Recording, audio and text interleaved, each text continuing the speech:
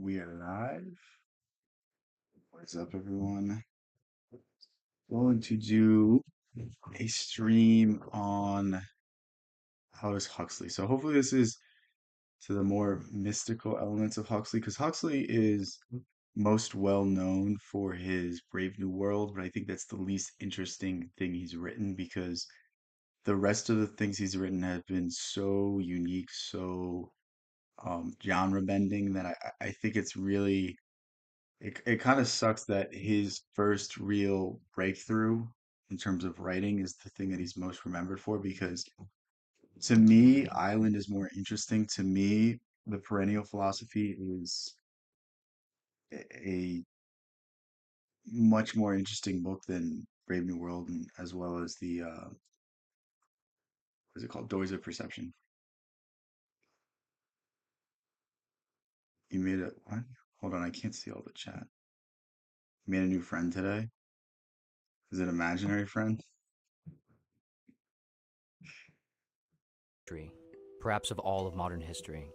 He sits alongside George Orwell in the scope, accuracy, and eeriness of his assessments, predictions, and warnings about what was to potentially. Huxley actually knew Orwell, but very briefly, not anything um, that was significant. Come of the modern Western world, how technology, progress, and power would increasingly rub up against freedom, truth, and human meaning. His work poses questions about what it means to be free, to desire truth and meaning, to be consequential and connected, and it warns about how easily humans can and will sacrifice these things She's in not the name of real. comfort, You have an imaginary friend. What's your imaginary friend's name? pleasure, and order, often without even realizing it. The American author and educator Neil Postman compared the fears of Huxley to the fears of Orwell. Orwell feared those who would deprive us of information. Huxley feared those who would give us so much that we would be reduced to passivity and egoism. So the difference between Huxley and Orwell is Orwell believes that the future would be destroyed by force, and Huxley believed that the future would be destroyed by comfort. That's the easiest way to describe this. Orwell feared that the truth would be concealed That sounds like a fake name to me. from us. Huxley feared the truth would be drowned in a sea of irrelevance. Orwell feared we would become a captive culture.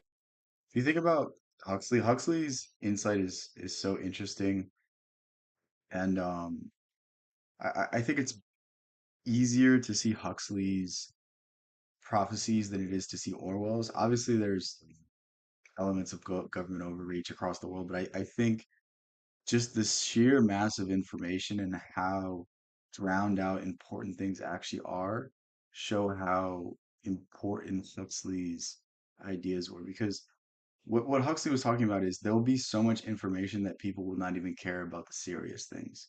People will not even care about what's actually going on in the world. Think of how many people genuinely care about things that matter.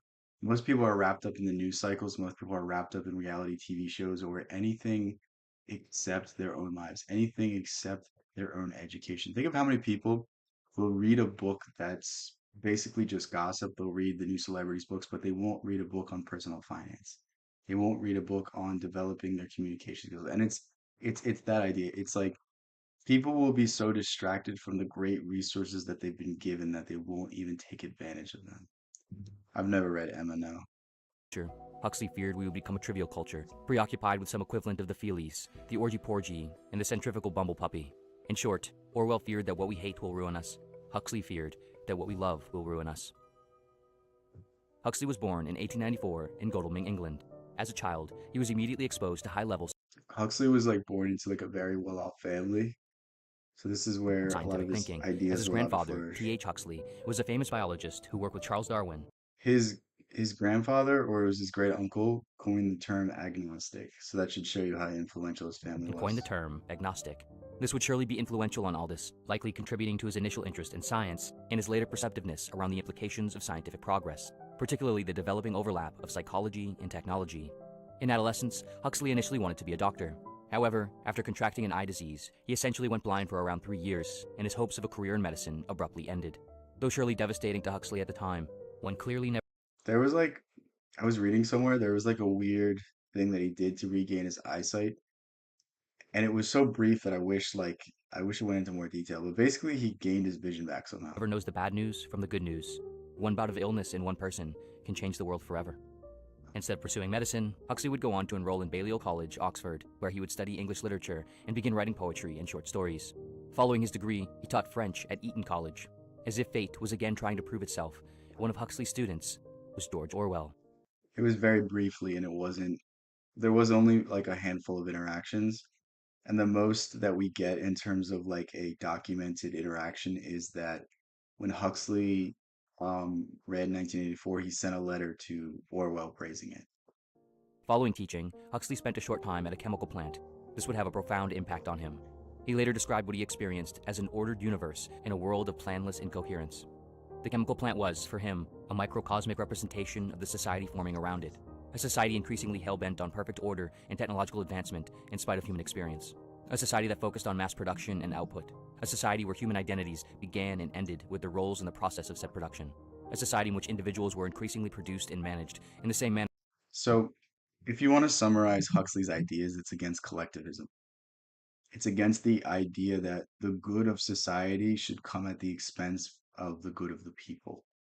The central theme of all of Huxley's ideas is that the individual should be put first. We should not sacrifice what it means to be a human being for the sake of progress, for the sake of what we think as progress in one realm, because it eventually will hurt the human experience as a whole. And that's really his central point. And this is what you see in his last book, Island. Island combines the good aspects of technology with the good aspects of humanity and makes it into a synthesis of the ideas. And it's a very inspiring book because it shows you that technology can be used for good instead of just for bad. Think of the ways technology is used today. I mean, AI is probably the best example of how technology is used for the dumbest things possible. AI has the capability to do literally everything, and it could drastically improve the conditions of human beings, yet it's used primarily to sell ads. It's used primarily for algorithms and for the sake of selling ad space. And in this, you should see like how technology could be used versus how it is used. As the assembly lines and technologies that they operated. Huxley's experience at the plant, alongside his developing views of the modern world in general, would ultimately form the foundation for what he would go on to explore in his masterpiece, Brave New World. The novel Brave New World was published in 1932. I By have this no idea point, what my Huxley had published several other works of computer's so literature loud right now. and My had become bad. increasingly engaged in various intellectual and artistic circles of the time. In the novel, we primarily follow the main characters, Bernard Marx, Lenina Crown, John the Savage. Brave New World's similar to 1984, whereas the plot doesn't matter as much as the world. The plot is interesting, but it's just a fraction of what makes the book great. It's really so much the surroundings and the world that Huxley puts you into, and the way it's described, and the way it predicts much of what we see today. And Helmholtz Watson as they navigate a future dystopian global society known as the World State. While visiting a reservation outside the World State, Bernard and Lenina encounter a woman who was left behind on a previous trip, named Linda, and her son John, who was born and has lived on the reservation his entire life. Bernard brings Linda and John back to London with him, the heart of the World State, essentially to spite a high-ranking administrator who had abandoned Linda and was unknowingly and lewdly John's father, as well as to improve his own social and career standing and ultimately acquire more from society. Once in London, however, John soon goes against Bernard's efforts, and his focus turns toward understanding and subsequently criticizing and revolting against the world state. So what's interesting is Huxley takes someone that is of a more natural way of life and puts them into this new society, and they don't really fit in. They don't really see why these things are the way they are, and it's really used as a foil to show what the world can become if we allow things to continue the way they're going. Big fan. Thank you. Thank you. His So weird to values, which he say. primarily formed from his exposure to Shakespeare and experiences outside the world state, cause him to find the society entirely hollow and vapid at best. This divide between him and the state become a key point of contrast used to put forth the brilliant and challenging philosophical questions asked by the novel. In the world state, everything is perfectly ordered, structured, stable, and, on the surface, very pleasant. Everyone is happy. Citizens It's a surface level happiness though. Think of the corporate office. The corporate office no longer has like the brutal nature to it, but they will fire you for literally nothing if it means that they can save money. And it's like it's this like passive aggressiveness, it's this fake pleasantness that the HR person will fire you with a smile on their face, and it's like, just be real with me. Just have some authenticity. This is really what you see in Huxley's Brave New World. It's a surface level happiness that has no depth to it. And to persist in this, people simply take drugs. They take what's called in the book soma, which is basically just happy pills, and they forget about things. They distract themselves. They get away from the deep sense of purposelessness and the lack of meaning in their lives through these frivolous pursuits. Big Are born fan. through an This is so artificial weird. process in a hatchery, where embryos are treated differently Thank in you, order to thank alter you. individuals' bodies and minds and predetermine their caste and function in society. Everyone is more or less the same in their caste, and everyone is conditioned to be content and suitable in their caste. Conflict, dysfunction, and dissatisfaction are thus minimized. Homogeneity is prioritized. In daily life, pleasures and entertainments abound. If anyone isn't happy, they are quickly reminded to take the drug, soma, which evokes euphoria and pleasant hallucinations. So the weird aspect of this is Huxley's writing about this before the mass use of SSRIs, before the mass use of various recreational drugs to escape. And it's really interesting to see that he predicted this hopelessness. He predicted this need to disassociate from things for the sake of your sanity. The world's stable now. People are happy. They get what they want, and they never want what they can't get. And if anything should go wrong, there's Soma, said the world controller, Mustafa Mond, to John. In the world state, everything is set up perfectly for continuous stability and constant happiness. It is essentially the perfect outcome of a successful social utopia.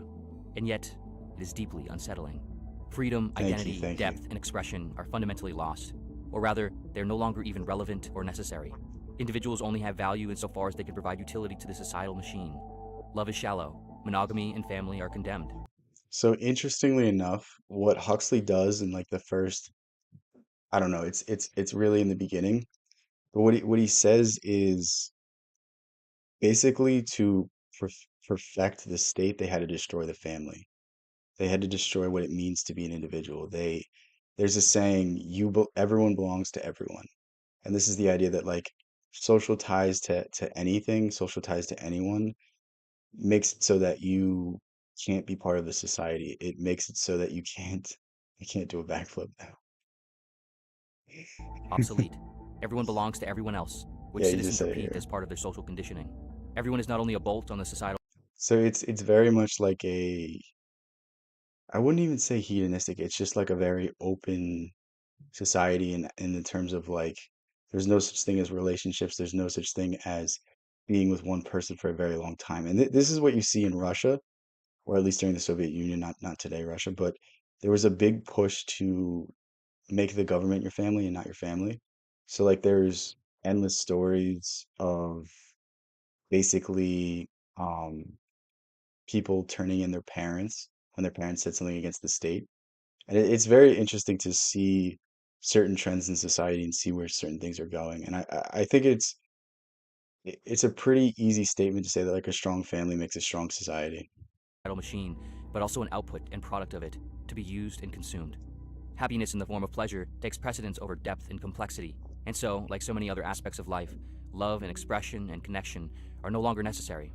Why make art? Why love deeply? Why contemplate existence? And why strive for change when there's nothing to struggle over or for? I can't break dance, I'm sorry. Nothing to uniquely share when you and everyone are finally happy. That's the price we have to pay for stability. You've got to choose between happiness and what people used to call high art. Actual happiness always looks pretty squalid in comparison with the overcompensations for misery. And of course, stability isn't nearly so spectacular as instability. And being contented has none of the glamour of a good fight against misfortune, none of the picturesqueness of a struggle with temptation, or a fatal overthrow by passion or doubt. Happiness is never grand. Happiness is never, that's an awesome way to say it. Um, think of the happiest you've ever been. It's usually not after some big achievement. It's usually just when you're doing the little things with people that you love. That's when I feel the happiness. That's when I feel like everything is happening for a reason. It feels like everything in my life has happened up until this moment so that I can be exactly here with the people I love doing the things that I'm doing in the moment. And I think there's an interesting quote by Camus, something along the lines of I always misquote Camus. I don't remember the exact phrases, but basically it's the totalitarian state puts the state before the people, but when you put the state before the people, the state is diminished because the people can't be all they can be. And when you homogenize people, you take away the greatest gift. You take away creativity. You take away the things that make individuals great, the things that make Mona Lisa, the things that make the Sistine Chapel, the things that lead to some of the greatest creations and some of the greatest inventions that have ever happened. When you homogenize everything, you get rid of the one great gift that we all have, that is creativity, that is intuition. Continued Mond to John. At the time of writing Brave New World, Huxley was not extraordinarily concerned about any sort of similar dystopia unfolding onto the real world anytime soon. In fact, the novel was initially written largely as a parody of other popular utopian novels of the time, which Huxley found abhorrent. He wrote, "They evoked in me an almost pathological reaction in the direction of cynical anti-idealism." It's so funny that like he takes this opinion and it turns out to be the most accurate of all dystopian novels, I think. I think 1984 is close. I think The Trial by Kafka is very close, but The Trial only talks about one aspect. It talks about the justice system and what is fairness in a quote unquote just society. Whereas I think Brave New World hits at like the social engineering that's happened in the past few decades. So much so that, before I Can I finished, laugh? I can I had laugh. resolved to write a derisive parody of this most optimistic of utopias. Huxley did see the importance of the subject and the implications of what was essentially underpinning such utopian ideas, the sort of idealism that viewed technological and scientific progress as definitively moving toward a perfect, enlightened future. One more He saw laugh, the I'm leaving likelihood of this this lecture. All right, guys. Nobody say anything funny that makes me laugh. increasingly popular attitude and the modes with which it was being carried out, leading to some form of a brave new world, if left unchecked, but just in a more distant future. However, later in his life, he began to change his mind about this. He wrote, "In 1931, when Brave New World was being written, I was convinced that there was still plenty of time. The completely organized society, the scientific caste system, the abolition of free will by methodical conditioning, the servitude made acceptable by regular doses of chemically induced happiness, the orthodoxies drummed in by nightly courses of sleep teaching. These things were coming all right, but not in my time, not even in the time of my grandchildren. 27 years later, I feel a good deal less optimistic than I did when I was writing Brave New World. The prophecies made in 1931 are coming true much sooner than I thought they would. The I look more serious when I'm laughing. nightmare of total organization has emerged from the safe, remote future and is now awaiting us just around the next corner." I've never heard that before. Part of what had drawn concern out of Huxley was the advancing knowledge of psychology in the early to mid 20th century. In particular, the work of the American psychologist B.F. Skinner and his theory of operant conditioning, as well So B.F. Skinner, I don't think he is particularly insidious with his ideas, but I think a lot of his discoveries have been used for the sake of the greater good. And I think it's not, I think you can never intentionally change what someone is doing and have a good outcome. I don't think anyone would ever tell me how to live and it would lead me to happiness. And it's because of this, it's because of this non-interventionist mindset that I very much disagree with most of the ideas that are put forward. Can I make a bird sound? No, I can't. as Ivan Pavlov and his theory of classical What's up, conditioning. Boz? I didn't even see you here. Fundamentally, operant conditioning is a method of learning and changing behaviors based on rewards and punishments. Part of what Skinner's work notably showcased is that positive reinforcements tend to lead to stronger and longer term changes in behavior compared to negative reinforcements. This knowledge, along with the technologically advancing world that was increasing political access to citizens and citizens to pleasure and entertainment, caused Huxley to become increasingly concerned about the kinds of weapons that could Think about reality TV. Reality TV is the best example of this. If you do something stupid on reality TV, then you get fame, you get money, you get, the ability to not have to work and just be a fool on TV. And it's interesting to see the development and the generation of society through the popularization of reality TV. Like I was hearing someone talk. It was someone that used to be a producer for some TV station or TV network. And he was saying like I've been telling people this for years, but if you get rid of reality TV show and go back to scripted shows, the movies get better. And it makes so much sense because actively people are making decisions based off of the numbers they're seeing from these things. So like they're incentivizing these dumber, lower for movies, lower creativity movies, and more just pure slop. What's up, Jordan? Could You're and would mad. be used to control, organize, and ostensibly sedate What I do to citizens. you? Unlike the threats of violence and direct force, with weapons of conditioning and pleasure, Huxley feared individuals would likely not even recognize that there was a weapon pointed at their heads. Worse, they would likely grow to love it, to desire it. He said, "There will be in the next generation or so a pharmacological method of making people love their servitude and producing dictatorship without tears, so to speak. Producing a kind of painless concentration camp for entire societies so that people will in fact have their liberties taken away from them, but will rather enjoy it." So what he's saying here is people are going to be so distracted by everything that they can't pay attention to what really matters. And this is a no, you're good, Jordan. I thought you were calling me a rat. I was like, what I do to you, man? I was just laughing. That's fine. Um, so what Huxley's saying here is very important because he's saying that there's going to be a day and age where everyone is so distracted that nothing around them matters. They don't care about what's actually going on. They don't care about stagnant wages. They don't care about housing prices becoming astronomically high and people that are young not being able to buy homes and people that are young not being able to buy things. Like there's a million concerns, but these aren't things that are really being talked about because people are so wrapped up into political movements. People are so wrapped up into the news cycle. People are so distracted by everything else that the things that really matter, that the things that we all agree upon aren't being met. I cannot fly. I'm sorry. No, I don't smoke. I don't do drugs. Don't do drugs. It's a waste of time.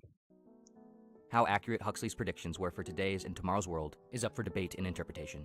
But one cannot deny the fact that, at the very least, in the 21st century, we find some of Huxley's fears, Life is the questions, and enjoyment of prophecies emerge, distraction. at least in a symbolic sense. It's distraction. It's distraction that is not good. Like I'm not saying like taking a break from your work and doing things with people you love is distraction. I say distraction is things that serve no value in your life, things that are to your detriment. Like when you have a break at work, do you go on your phone and do you go on TikTok for 10 minutes? Like to me, you might as well just sit and stare at a wall. That'd be more productive. All philosophers were high. Well, no, they weren't. We might personally find some of his fears in our habits, Huxley didn't start doing drugs till later in his life. in our daily lives, in our He was like societal roles, 50 in our something when he desires, started in our taking identities, mescaline. in what we are and are not aware of. And in a broader sense, we can see the increasingly rampant use and apparent need for various drugs and intoxicants, both prescription and recreational. We can see that, with what has gone from radios to TVs to computers to smartphones to whatever is next, the opportunity for simple pleasure and simple escape has only become increasingly available and pervasive. Information and entertainment, often mindless and obscene, flood the streets. So an important idea here is like it's never been easier to make any sort of progress when it comes to learning things. It's never been easier to go online and find information about anything you want. Yet there's so much information that people tend to go for the easiest source. People tend to go to the thing that will give them the most short-term gratification and not something that will benefit them in the long run or not something that will give them that actual feeling of learning something, that actual feeling of understanding something that you previously didn't understand. And I think this is a lot of what Huxley's talking about. And this is a lot of the darker elements of human nature. Like there's a certain point where there's too much information. There's a certain point where there's too much distraction. There's a certain point where we we are dulled because we have too much access to these sources of short-term gratification. Destroying previously built structures of alleged Yeah, I truth know. I and look like clarity. Dracula. What is left Sorry. behind is a sort of complacency, a nihilism, a void of meaning. And, with continued flooding appearing imminent, rebuilding seems almost futile. And so, what do? We jump in the floodwaters, floating on the surface in our inflatable tubes, cocktails of substance in one hand, and a phone or whatever else in the other. We don't become happy about the destruction. We forget there is any. Perhaps slightly deviating from Huxley's views and Brave New World, the cause and process by which these qualities of society have come to be is not simple, obvious, or easily pinpointed onto any sort of isolated groups, rulers, or goals. Is the state of essentially the entire modern world more likely to be the result of the intentional and perfectly executed psychological direction by the few? It's simply just human nature. Like think of human nature like water. Water wants to find the easiest path, and it's the same thing with humanity. Humanity doesn't want to do things that are hard because it wants to conserve energy. Or the result of the increasingly unrestrained and capitalistically facilitated impulses of the many? Or at least a proportional combination of both? Perhaps it is merely convenient for rulers and societies how life and psychology work on their own. Perhaps it is all the more convenient to occasionally know how to tap into it, even if only seldomly with success. B.F. Skinner famously used rats in his early research on operant conditioning. He put hungry rats in a box that contained a lever on the side, and as the rats moved around the box and accidentally knocked the lever, a food pellet would drop into a container. Soon the rats would begin to intentionally hit the lever over and over. The experiment clearly demonstrates how behavior can be changed through reinforcement, and, in this case, manipulated by intention. But the natural world, the box in which we have all been dropped in, is not an isolated experiment. There is no fundamental or first So these are this is where Brave New World becomes more of an interesting reflection. Like I think most people read dystopian novels such as Brave New World or 1984 and they get depressed. But I think it's the recognition of the problem that allow us to solve it.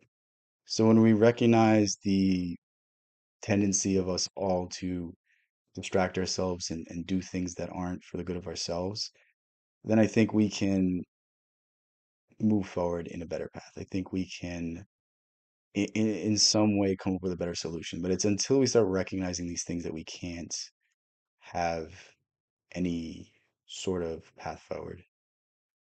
cause, individual, or group that is running the show, other than perhaps the very substrate force of evolution. We are all compelled, rulers and citizens, by forces outside our control and understanding, each of us awaking into arbitrary roles as part of the construction and experimentation, hungry and yearning. The only difference is perhaps, with humans, we have found ways to make levers and pellets available everywhere, all the time. How could we not all become preoccupied with levers and pellets? There's a saying that, if all you have is a hammer, everything looks like a nail. Perhaps likewise, if all you have is desire, everything looks like a lever. Regardless of how we arrived here, regardless of the conditions of the particular time and society we were born into, on an individual level, we all find ourselves with the same basic questions. The same questions Huxley and Brave New World asked. So these are interesting things, especially as the times change more and more. Um, these are things that I think we're going to be faced with more now than ever as AI has kind of came upon the scene. A lot of jobs are going to get taken, a lot of things are going to change, and there's going to be a question like, is this change, is this advancement in technology good for us?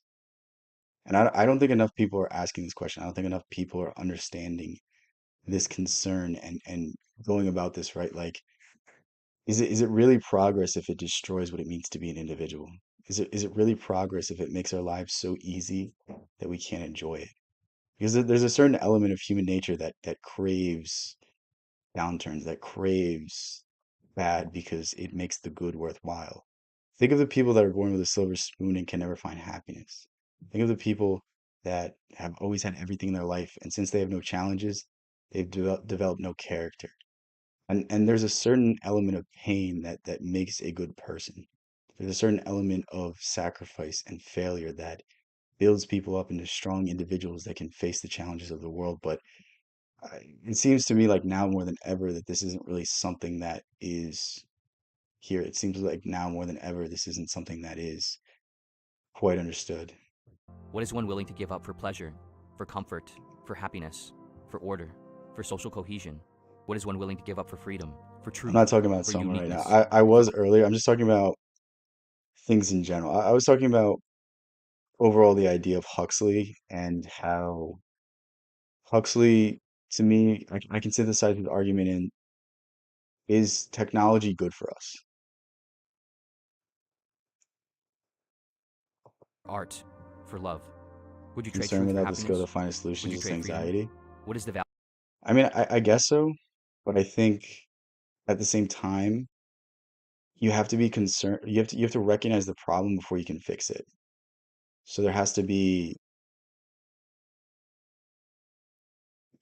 some awareness before anything can get better. Value of anything if not happiness and feeling good? What makes happiness and goodness real, and why? What would it mean to live a good life? A good life is one where you can be present and stop worrying about the things that are going wrong. Everything will always go wrong. No matter who you are, you always have problems. You can always talk about the problems that you have in your life. But a good life is one that you live in a manner that you want to live it. You're a doctor because you want to be a doctor. You're a teacher because you want to be a teacher. You're making these decisions because it's what you want to be. You're doing these things because it brings you purpose. It brings you happiness.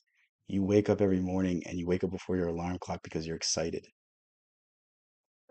In Brave New World, for John, a world without conflict, a world where mostly everyone is the same, a world of perfect order and unending happiness, is a world that is fundamentally at odds with the nature of being and our truest desires deep down. Desire for independent free thinking, for truth, for identity, for deeper meaning, for art, for love, for struggle. For him, a life worth living is born from the insemination of pleasant and unpleasant experiences, constantly knocking against each other. In the words of John, I don't want comfort. I want God. I want poetry. I want real danger. I want freedom. I want goodness. I want sin. There's a certain thing that I think isn't really widely understood today. It's that our imperfections is what allows us to have any sort of purpose in life. If you were born perfect, there would be no reason to do anything. If you were born perfect, the moment you start to paint something, it's already the Mona Lisa. And this is what I think a lot of people should start to understand. It's like it's not your successes that define you, it's your triumphs. I mean, it's your failures. Your triumphs only mean anything because you failed. If you try something and win instantly, then you don't appreciate it. But if you've tried for countless hours and failed and failed and failed and failed, and then you finally succeed, that is the sweetest victory. That's what gives it all meaning. As Khalil Gibran said, every sorrow deepens your joy. Every time you experience something bad, when the good comes around, you really love it. It really means something. In the end, struggle, pain, uncertainty, and sacrifice are unavoidable. It is only what the pain and struggle and sacrifice are for that can be considered, determined, and fought for in each of us. I think William James said it best. Attitudes are more important than facts. How you choose to move forward through the things that you experience will determine more than anything else. And the best example of this is there's people who drink because they're alcoholics, and there are people who would never drink because they're alcoholics. Their parents were alcoholics. Damn, I butchered that. All right, scratch that. There are people who will never drink because their parents were alcoholics, and there are people who will drink because their parents were alcoholics. And it's how we move forward with our experiences. It's how we are inspired or brought down that determine everything else. Huxley brilliantly and perceptively reminds us, warns Pain us, serves to pleasure. consider Yeah, carefully that's a pretty what we good way want to to put it. sacrifice when the modern world asks us in every moment with increasing fervor. In Huxley's final work, Island, published 1 year before his passing in 1963, we find an island comprising a more Pain optimistic has and no hopeful like utopia room in your life. built on honest. So I think that's an interesting way to approach things, but it's like it depends what you consider pain. If you consider pain like dwelling on things and feeling guilty, then yes, I agree. Pain has no room in your life. But if you think your entire life is not going to have setbacks, then that's not the truth. Because it's the setbacks that define us. It's how we move forward. It's how we pick ourselves up when we fall down that makes the big difference. Connection and love and learning and spirituality. We also perhaps find Huxley's last and most potent insight for dealing with the problems of a brave new world, shared by the birds on the island. On this island, birds call out a frequent reminder to the inhabitants. Attention, attention, here and now, boys. Here and now. If you enjoy and find value, That was a pretty good video. Let's see if there's anything else good. this video is sponsored by the book summary app, Blinkist. Discover, I'm learn from, eloquent. and Thank refresh you. yourself on the world's best books. Use the I link in the try. description and you'll receive a Sometimes I 7-day free am, trial sometimes I'm not. and Sometimes I say 40% things off bad. Blinkist premium membership. George Orwell is perhaps one of the most widely read and referenced literary figures of all time, certainly of the 20th century. Cited and mentioned by nearly every contemporary ideology and political worldview, his voice echoes. It's so funny that like there's a big movement today of people saying this is literally 1984 and like These are the same people that like will vote in every election and will vote for some of the most wicked rulers ever. down the halls of history.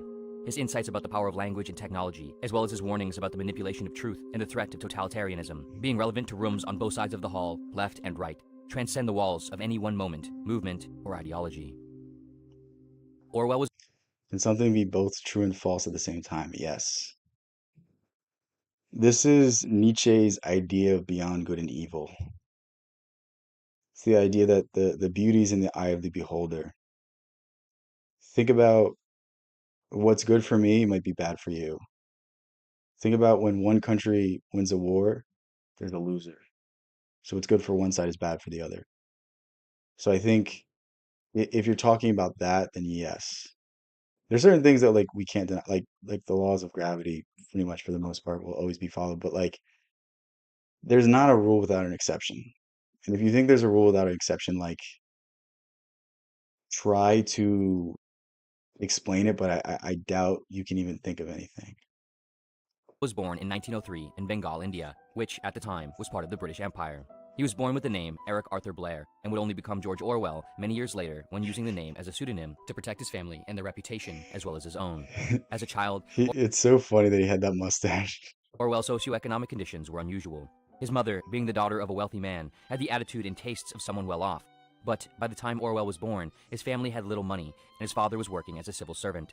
Orwell would later refer to his upbringing as lower upper middle class, a sort of amalgamation of Lower impoverishment up and snobbery. That's an After his interesting family idea. returned from India to England, where they were originally from, with the help of some family connections, Orwell was sent to an English preparatory school. Here, both his unusual temperament and his brilliance became apparent, receiving both ridicule from other students, as well as scholarships to England's leading schools, Wellington and Eton. At an early age, however, Orwell found the academic environment miserable. You have And a similar mustache. I hope not. I mean, depends where you are. You might be applauded, it might not be. so he would never go on to university. Instead, in 1922, he entered the British Imperial Service and worked as a colonial police officer. He was posted in Burma, a province of British India at the time. He also found this experience miserable and conflicting with his values. So he wrote a book that was inspired by this experience. It's called Burmese Days, and I'm gonna read it fairly soon. I'm kind of interested to see. 5 years later, he would resign. Over the subsequent few years, Orwell would work several low-paying service jobs throughout Paris and London, including a part-time assistant job in a second-hand bookshop. Around this time, he would also begin writing and publishing books of his own, including Burmese Days, A Clergyman's Daughter, and Keep the Aspidistra Flying. Surely influenced by his unique upbringing and his diverse experiences across Burma, France, and London, Orwell would develop a fondness for what he referred to as ordinary people and ordinary life. Individuals who worked normal jobs, were not obsessed with material goods, had minimal education, and didn't strive for nor achieve any sort of prominence, power, or so-called greatness. In contrast, So this is what I think makes Orwell interesting. It's that he wasn't concerned, like most of the things you read, maybe this is part of like the postmodernist, because I know James Joyce does the same thing, but most of the things you read is about like a prince or someone that's important or someone that matters. But at least from what I've read, everything that Orwell writes is about ordinary people. It's the same thing as Huxley as well. he developed a disdain for intellectuals. Ironically, of course, Orwell would soon become one, perhaps one of the most prominent intellectuals of the 20th century. Orwell's rise to prominence as an intellectual and literary figure can be largely attributed to the catalyzing experiences he had after traveling to Spain in 1936. Initially, I think the lives of ordinary people are more interesting though. What does haughty mean? I'm trying to remember. I don't know what it means in that context. Um, but like if you read Ulysses, Ulysses is one of the most complex novels and it's completely about ordinary people and it's it's so it's so ahead of its time in displaying the human experience. They're very entitled. Oh, okay, okay. Where are you from? he went to Spain as a journalist to report on the Spanish Civil War, but he soon enlisted as a volunteer in the Republican militia to fight against the fascist opposition. If you had asked me why I had joined the militia, I should have answered, to fight against fascism. And if you had asked me what I was fighting for, I should have answered, common decency, Orwell later wrote. During his time in the war, Orwell was shot in the throat and nearly killed by a sniper. Perhaps even more affecting for him, however, was what he witnessed in the coverage and portrayal of the war. Years later, he wrote, early in life, I had noticed that no event is ever correctly reported in a newspaper. But in Spain, for the first time, I saw newspaper reports which did not bear any relation to the facts, not even the relationship which is implied in an ordinary lie. I saw great battles reported where there had been no fighting, and complete silence where hundreds of men had been killed. So this is this is probably where the origins of 1984 come. So there's a big part in 1984 where the protagonist, he works in the Ministry of Truth and he changes the newspapers. He changes them to say something that doesn't conflict with what the party says. And this goes into like the dressing up of certain events. This goes into the official narratives, the official story, what really happened. And even though there's conflicting eyewitness statements, it kind of just gets blown over. It kind of just goes to what was said is happened through the official sources. I saw troops who had fought bravely denounced as cowards and traitors, and others who had never seen a shot fired hailed as the heroes of imaginary victories. And I saw newspapers in London retailing these lies, and eager intellectuals building emotional superstructures over events that had never happened. I saw, in fact, history being written not in terms of what happened, but of what ought to have happened, according to various party lines. So this is a very interesting idea. It's showing that there's not even an objective nature to the news, that there's always a spin, that there's always some sort of not making us look bad. And this is a very weird thing that I don't think a lot of people accept. And this is probably one of the main things that Orwell was trying to get across through his ideas. Tennyson's Ulysses? No, it was Joyce's Ulysses. What's up, all rounder? How's everything, man? From Saudi Arabia, that's cool. Orwell's observations revealed to him a degradation of the value placed on objective truth. You guys Objective get the truth was best being replaced boxing more and events. more by the faith in subjective truths of ideologies and political parties. I am willing to believe that history is for the most part inaccurate and biased, but what is peculiar to our own age is the abandonment of the idea that history could be truthfully written. Orwell wrote. The consequences of this, for Orwell, risk leading to totalitarianism, a form of government in which individuals lack freedom and instead are subordinate to and controlled by the central authority of the state. When there is no belief in objective truth, truth solely exists in the human mind, becoming easily malleable and manipulatable. For Orwell, So Orwell makes this statement and it kind of goes over people's heads. But I think it's much more than just the official narrative. I think it goes to the ego of the individual. I think it goes to the way that we all see the world and how our truth is different from someone else's. I mean, this can be seen in any police report. Like what the people think happened isn't always lining up. There's always some discrepancy. There's always some difference in description. Like if we looked at the exact same object and tried to describe it, we would use different words. And these different words might coincide, but there's still a 0.0001% difference. So we're describing these in different ways, and if we described it to an observer, they might think we're talking about different things. And this goes to the subjective nature of reality, and can we ever really know the truth? Can we ever really get an unbiased, unfiltered version of what we really should hear? And I think the big issue today is the media not representing this bias, the media not talking about all humans are inherently biased and thus take what we say with a grain of salt. We're going to try to give you the facts as well as we can without, with our own political spin on it. this threat looms regardless of any specific ideological and political leaning, be it left or right. It is just the common basis of agreement of truth with its implication that human beings are all one species of animal that totalitarianism destroys, he wrote. During the early and mid 20th century, these consequences were unfolding and totalitarianism was spreading in Germany, Italy, Spain, the Soviet Union, as well as, in Orwell's mind, England and beyond. In response to this, Orwell believed that literature could be used to help warn against this development. It could be used to shed light on the circumstances of the world and help people fend against the increasing threat to freedom, truth, and well-being. What I have most wanted to do throughout the past 10 years is to make political writing into an art. So I wonder if Orwell studied Plato's Apology when he was writing 1984 because the ending is very similar to that.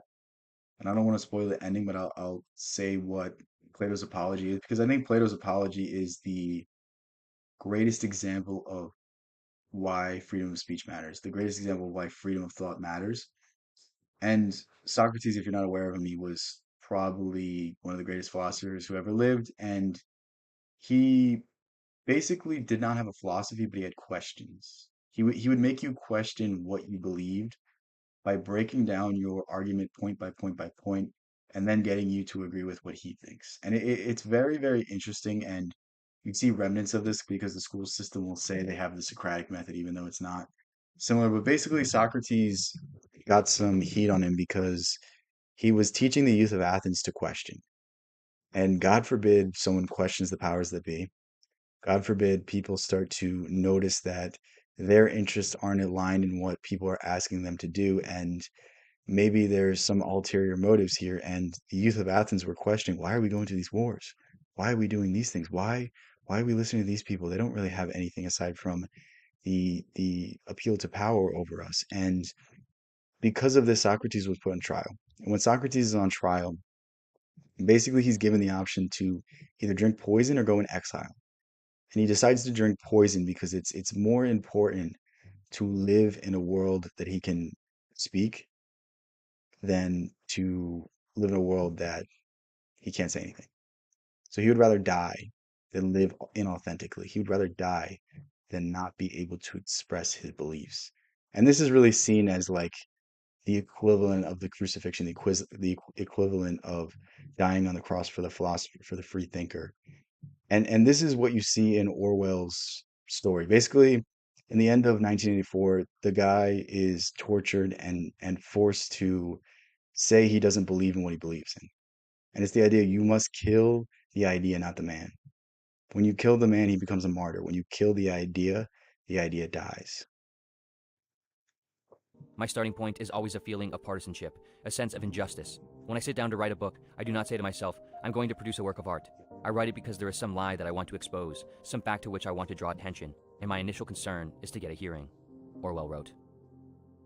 Though Orwell had already written and published several relatively successful books by around the year 1939, his real rise to global mainstream prominence came after the publication of his novella, Animal Farm, in 1940. Animal Farm is such a good book. Like that's a book that I feel like kids can get the meaning of, adults can get the meaning from, and the symbolism is just so perfect. It really is. 5. And it was here that Orwell's mission to spread important ideas and warnings about the threats of the time and future times began to successfully ensue at scale. In Animal Farm, there is no real main character. Rather, the protagonist of the book is a population of anthropomorphized animals living on a farm known as Manor Farm. Each species of animal represents a different archetype or group of humans in society. One day on the farm, a pig named Old Major expresses to the other animals that they are being exploited by the humans who own the farm, and if they work together, This is a very obvious reference to Lenin or Marx or Stalin or any sort of workers motivated revolution. the animals can and ought to overtake the humans and create a better future for themselves. A revolution happens, the animals take over, and a new philosophy known as animalism is established. Two pigs named Snowball and Napoleon take lead over the new conditions of the farm, which soon becomes just Napoleon after he has Snowball chased off. Though It's very obviously Lenin and Stalin. things appear to go well initially, hell soon breaks loose, and the pigs who lead the farm begin to lead with malice, selfishness, manipulation, and violence, ultimately becoming the equivalent of the humans that the animals had revolted against. The creatures outside look from pig to man, and from man to pig, and from pig to man again. But already, it was impossible to say which was which. Reads the final line of the book. I love dystopian works. I mean, they're interesting. I'm just interested in them right now. I promise you, like in 2 weeks, I won't talk about them anymore. That's just how my mind works. Broadly, Animal Farm is a thinly veiled critique of the Russian Revolution and the subsequent rule of Joseph Stalin over the Soviet Union. It showcases and warns against the fallibilities and susceptibilities of revolutionary movements. I think the greatest part about Animal Farm is it encapsulates the Russian Revolution, but it can also be applied to any other authoritarian regime. And that's what's so interesting about this book is like it's clearly making fun of the Soviet Revolution and kind of just pointing out what was wrong with it and pointing out in a funny way and in the way of like a almost a child's story. Like think of any fable, they're all using animals to teach lessons. It's almost like Aesop's fable. But it also speaks to a much darker nature of politicians and people seizing up a clear problem in society and using it to their benefit. And the potential threats of counter-revolutions. What arguably makes this novella so unique and important, however, is its ability to cut through the surface of any single social or political target and instead reveal timeless truths about social, political, and psychological phenomena, and to do so with animals. In the form of a fable, like that of Aesop or Disney, Orwell brings the complexities of social and political movements into an accessible, easily understandable allegorical format that can appeal to mass audiences If you haven't read Animal Farm, it's like 90 pages. Please go read it. It's so interesting. across time and space. And that's exactly what Animal Farm did and does, selling 500,000 copies within the first year of publication and then going on to sell millions and millions more. The same year Animal Farm was released, Orwell lost his wife while she was undergoing a routine surgery. Only a year or two later, he began to fall ill himself with tuberculosis. He would, however, muster everything he had left and work on one last book. After collapsing multiple times while writing, his science, speculative, and dystopian fiction novel, 1984, was released in 1949.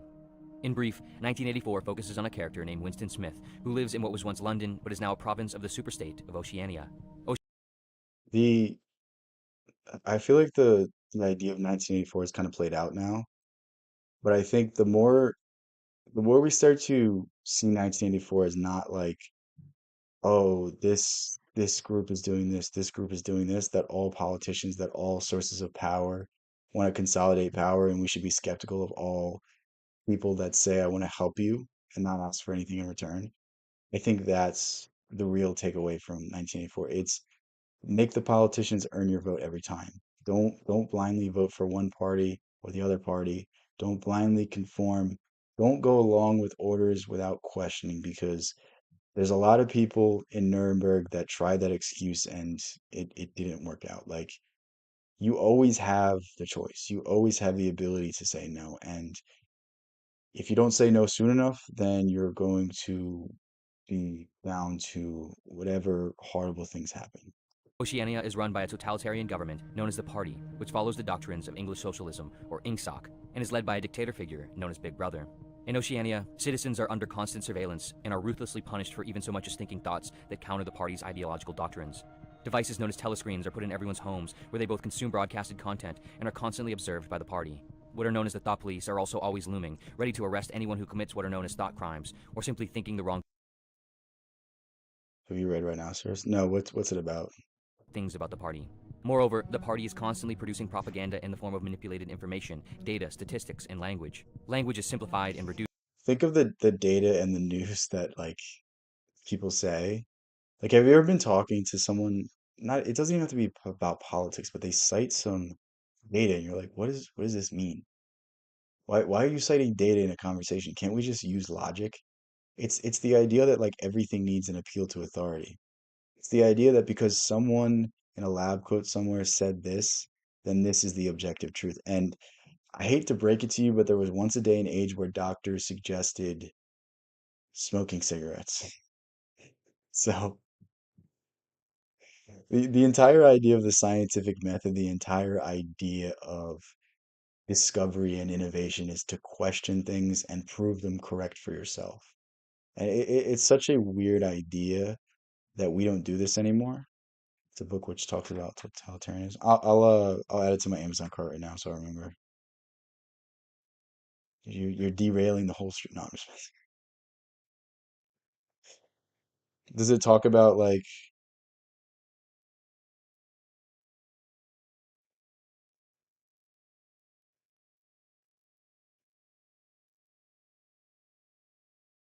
okay, this is not some self-help book came out.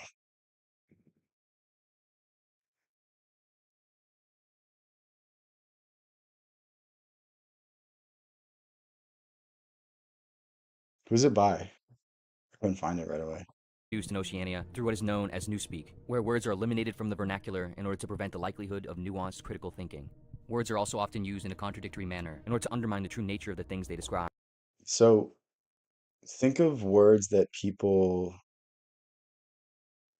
think of words that people continually say. Think of how one news station will continue to say this, another news station is saying the same thing. They're flipping it. Like, be very careful of people that say buzzwords, and be very careful of using these buzzwords, because it groups things into one category. And the more you group things, the less you understand them. This goes back to the Platonic ideal of forms. The idea that you can ever objectively observe everything, that what you see is exactly that, is incorrect, because there's something more. There's only so much our mind can actually understand. There's only so much that we can actually observe. And like if you need proof of this, every single thing you see in front of you, if it has a color, it does not actually have a color. It's just that the atoms are vibrating at a certain frequency that give it the color.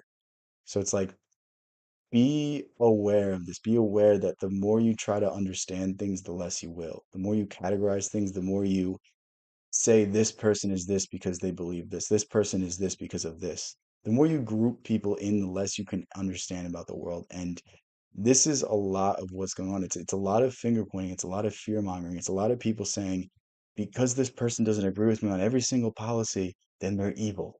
And it's like, no, maybe you disagree with their politics, but that doesn't mean they're a bad person. And I wish the world was able to understand this idea. I wish the world was able to not see the archetype that they think this person is. They could see the actual person. And it's a very weird thing. For example, labor camps are referred to as joy camps. Torture takes place in the Ministry of Love. The military is referred to as the Ministry of Peace. The department responsible The Ministry of Peace, it's like so ironic when you look at US foreign policy or, anything during the Cold War. It's like we need to protect democracy by going to war.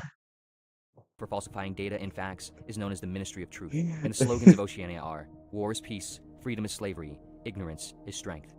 All of this causes citizens to engage in what is known as doublethink. Ignorance is strength. Don't do your own research. Isn't it weird? I think I heard Kurt Metzger saying this. He's like, it used to be a good thing. Like you used to be inspired to do your own research. It used to be like a sign that like you read books and you were well educated. But now you're told that like doing your own research is a bad thing. You're told that being skeptical is a bad thing. Like when the world gets rid of skepticism, then we allow everything. Won Nobel Prize in 1984. Okay. I couldn't find it A right sort of away on cognitive dissonance in which they Amazon. both I'll, have I'll their own look for it later. perceptions and understanding of what is true, and yet they accept what they are being told by the party as true, despite any contradictions. At the beginning of the novel, Winston writes in his diary, "Down with Big Brother." By the end of the novel, the narrator concludes, referring to Winston, two gin-scented tears trickled down the sides of his nose. But it was all right. Everything was all right. The struggle was finished. He had won the victory over himself.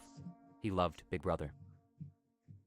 Like Animal Farm, 1984 would obtain immediate success, which Orwell was able to witness in his lifetime before dying of tuberculosis the next year in 1950. If I was Orwell, I would be like disgusted by how people have understood 1984 because I think the entire message is missed. The entire message is don't trust people. Don't trust people blindly. Always think for yourself. Always be aware that people have ulterior motives and do not blindly support anyone because no movement is ever going to perfectly represent you. No group is ever going to adhere to absolutely everything you believe. And it means much more to be an individual in this world than it means to be part of something. And when you start finding this truth, when you start really embracing this idea, this is where everything in your life starts to change. This is where you start to find happiness.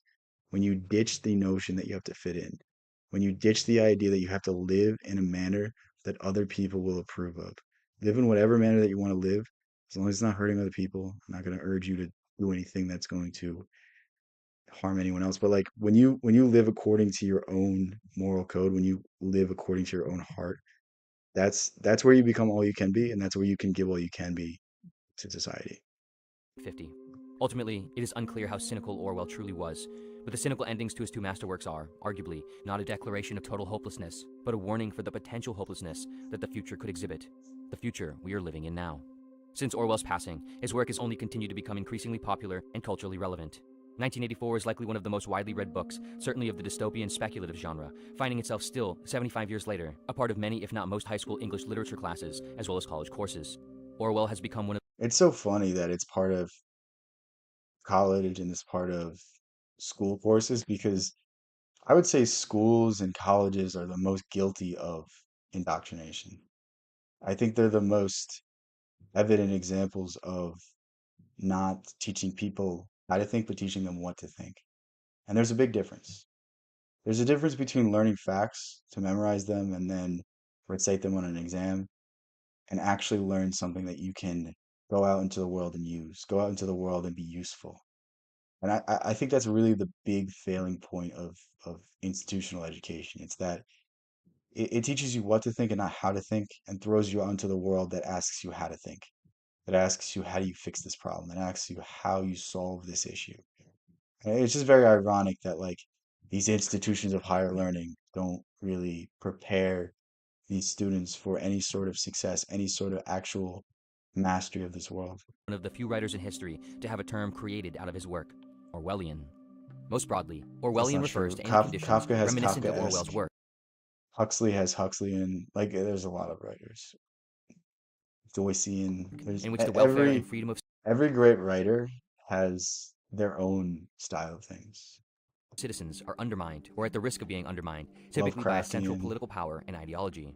But, arguably, Nietzschean, Orwellian is not purely Jungian, defined by totalitarian Freudian. conditions, but by the means in which totalitarian conditions are carried out. Specifically, it refers to the intentional distortion and manipulation of language and information for the purposes of serving some ulterior power for power's sake. Like Orwell's work itself, however, this term is often misunderstood, misrepresented, or altered in service to whatever cause the user favors. Yeah, this is why I think Orwell would be disgusted. It's because people are using his works for the sake of their own policies, for the sake of their own movement. And I think Orwell would be very critical of any movement because the end stage of any revolution, the end stage of any movement is a disassociation from the original ideals. If you look at the Catholic Church, I mean, we'll talk about the priest with the kids. Like you can't say that's in line with what Christ was talking about. And it's like everything eventually becomes bastardized in some way. Everything eventually gets off course. There's too many interests at stake. There's too many people pulling the movements in any direction for a movement to ever be what it set out to be. This is what Camus said in The Rebel. Camus said that the moment a rebellion is successful, the next one begins. The moment a rebellion takes office and begins to make changes, the moment that they begin to create enemies, because you can never accurately represent everyone's interest, and this is just the natural way of things. I mean, you could look at the French Revolution as perhaps the best example where Robespierre was really one of the founders of this movement, and he eventually got sent to the guillotine because even though he was the founder of these ideas, even though he wrote all of these things, even though he started this movement, he became heretical to his original intentions, and thus he was taken out by his own creation. It's very weird to see these examples and see people not quite grasp what these things are. Often causes and ideologies that Orwell himself would likely have disagreed with. The term Orwellian can apparently be Orwellian I think itself. Orwell was a What is socialist clear too. and important to note, however, is that although the Party of Oceania in 1984 originated from socialism, Orwell was not a critic of socialism. He was a critic of totalitarianism, regardless of its origins or political leaning. He was, in fact, a proponent of democratic socialism, a political democracy with a socially run, decentralized economy. Every line of serious work that I have written since 1936 has been written directly or indirectly against totalitarianism and for democratic socialism, as I understand it.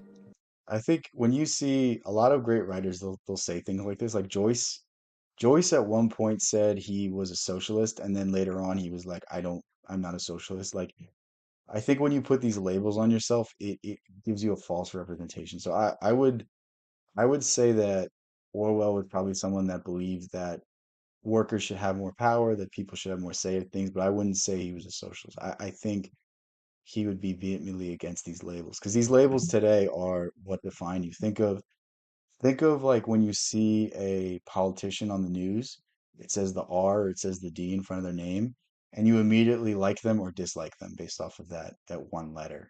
And this is the problem with the day and age we are in today.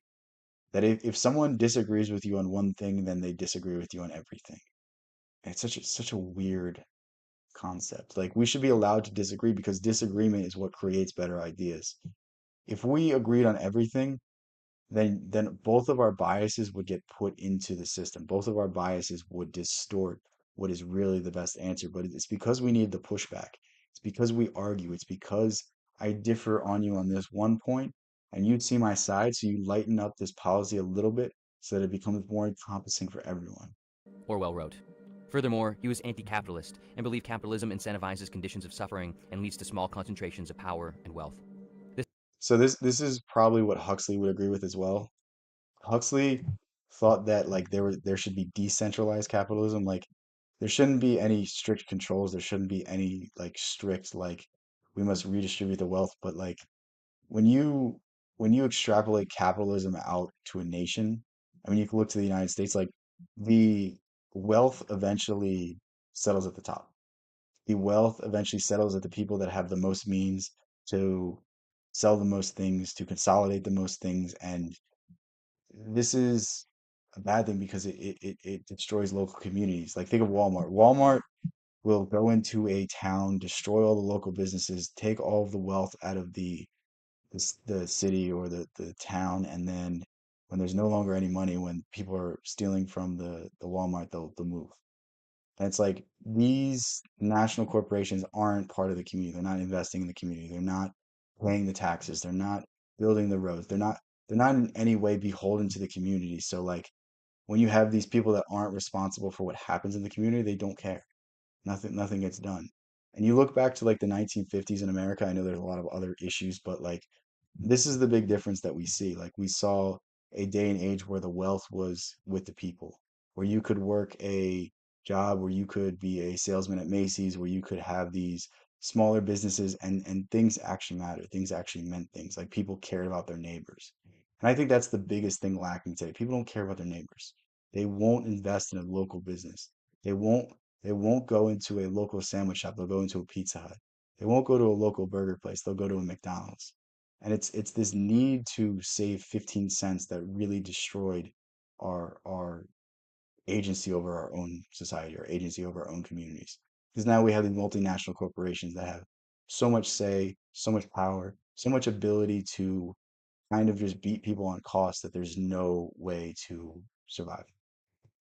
This certainly makes those who reference Orwell in favor of capitalism and against socialism, especially and ironically Orwellian. Ultimately, regardless of whether you agree with Orwell or like his writing, there is no denying his influence, and there is no denying the value and relevance of exploring the topics and ideas that he did.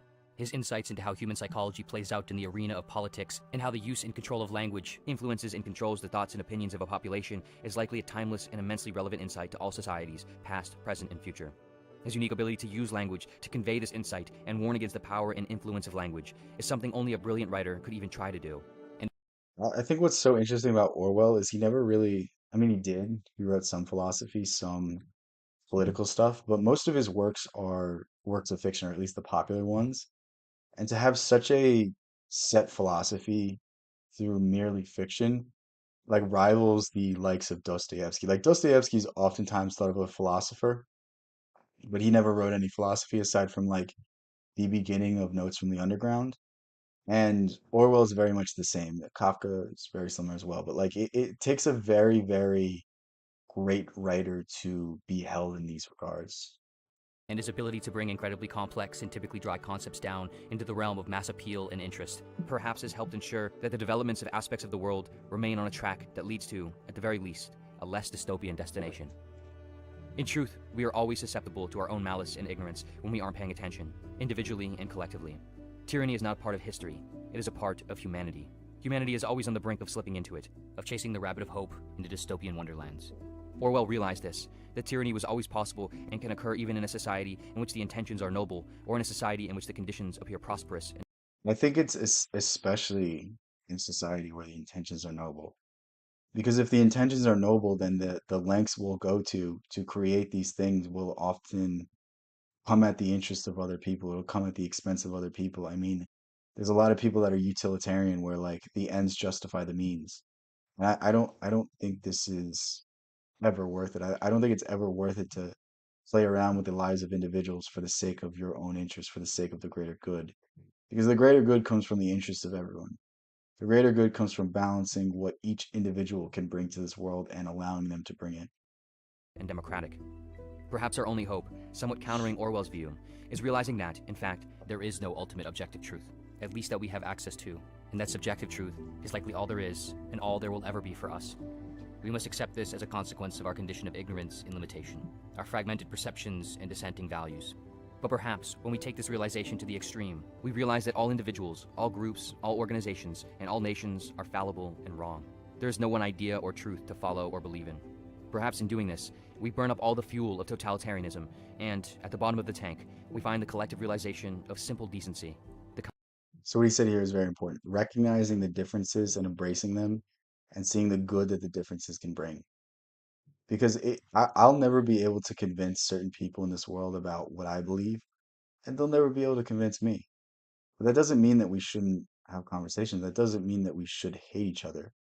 What that means is we can probably learn a lot from each other because we have such vastly different experiences, because we have such vastly different things we believe. This is what adds to the depth of conversation. There needs to be yin yang, there needs to be push pull. If everyone thought and believed the same things, this world would be so boring. And this world would fall into what's the word? A communist dictatorship or a um why can I not think of the word? A fascist dictatorship. There's no left and right, then there's only left, then there's only right. And that's the worst end of things. Our intentions, hold on. Our intentions are good, then our empathy can be weaponized. Yes, yes. That's a very good way of putting it. I think that's what you see with a lot of people today. I think a lot of people want to give people the benefit of the doubt. And the truth is, like, I think the leash for empathy is too long. I think a lot of people are being taken advantage of. Kind in which Orwell advocated for, the kind in which we arrive at mutually beneficial intersubjective truths based on humility and compassion toward the differences and malleabilities of humanity across time and space, rather than an ultimate rightness and finality right now. Of course, this is far, far easier said than done. But in the words of Orwell, when referring to the conditions of 1984, the moral to be drawn from the Wait, Count Spatula's here? Dude, I have not seen you in forever. Where you been? dangerous nightmare situation is a simple one. Don't let it happen. It depends on you. Don't let it happen. It depends on you. So what he's saying is important here. Don't accept what society is telling you to believe. It starts with the individual. It starts with the Gandhi quote: "Be the change you want to see in the world. Be the difference you want to see." If you don't want the world to succumb to these forces, then don't succumb to them yourself. Don't be a tool of anyone yourself. This is a very, very important message, and I think that's what I'm going to leave you guys with. I'm literally losing my voice right now as we speak. So thank you guys for an awesome stream. Thank you guys for having a lot of fun. Shadow watching. Damn. That's where you've been this whole time, man. Yeah, that's cool. I was like, damn, I haven't seen that name in a while, but good to see you back, man. Thanks for being here. And everyone else, thank you for joining. Thank you for having a good time. It was an awesome stream. Peace out. I'll catch you in the next one. Have a good rest of your day, guys.